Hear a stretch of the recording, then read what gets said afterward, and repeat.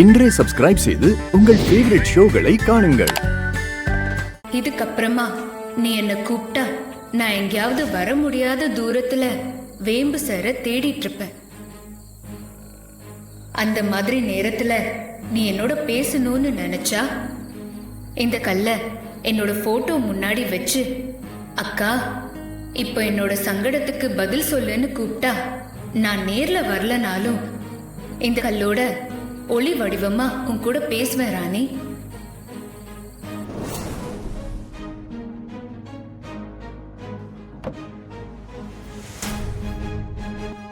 அக்கா சொன்ன மாதிரி இந்த கல்ல எடுத்துன்னு போய் பொம்மி அக்காவோட போட்டோ முன்னாடி வச்சு அக்காவாண்ட பேசுவோம்.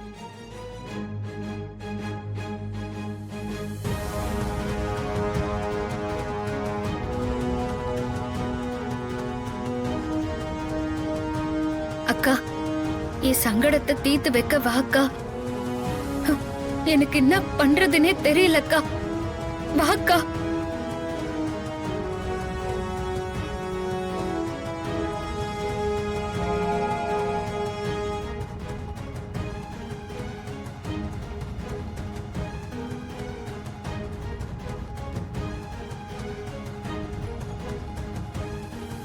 அக்கா வந்துட்டியா அக்கா? சொல்லு ராணி. அக்கா இன்னைக்கு நம்ம வீட்டுக்கு குடுகுடுப்புக்காரன் வந்தான்.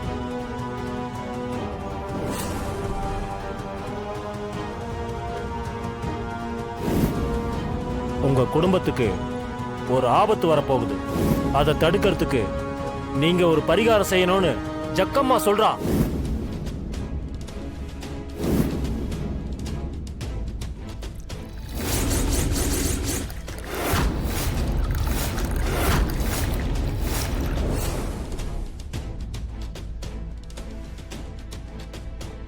அக்கா அந்த குடுகுடுப்புக்காரன் சொன்னதெல்லாம் உண்மையா அக்கா?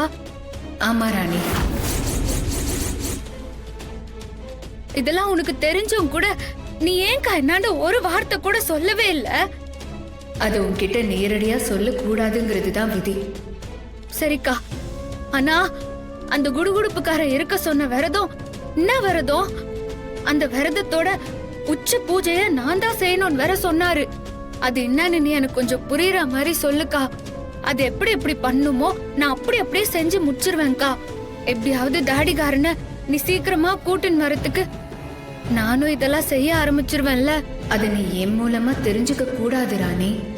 இன்னும் கொஞ்ச நேரத்துல நம்பூதிரியே வீட்டுக்கு வந்து அதுக்கான விளக்கத்தையும் விரதம் எப்படி இருக்கணுங்கிறதையும் அந்த உச்சக்கட்ட பூஜையை எப்படி முடிக்கணும்னு சொல்லுவாரு.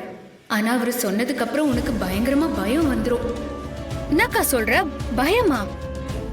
அப்படி என்னக்கா பயம்? நம்பூதிரி வீட்டுக்கு வந்துட்டு போனதுக்கு அப்புறம் உனக்கு எல்லாமே தெரிய வரும். நம்பூதிரி மூலமா அந்த விரதத்தை பத்தி நீ கேட்டு தெரிஞ்சுக்க வேண்டிய நேரம் வந்துருச்சு ராணி. நல்லதே நடக்கும். நம்பிக்கையோட இரு ராணி. எல்லா முக்கியமான விஷயங்களும் அவர் சொல்லுவாரு. நீ கீழே போய் காத்திரு.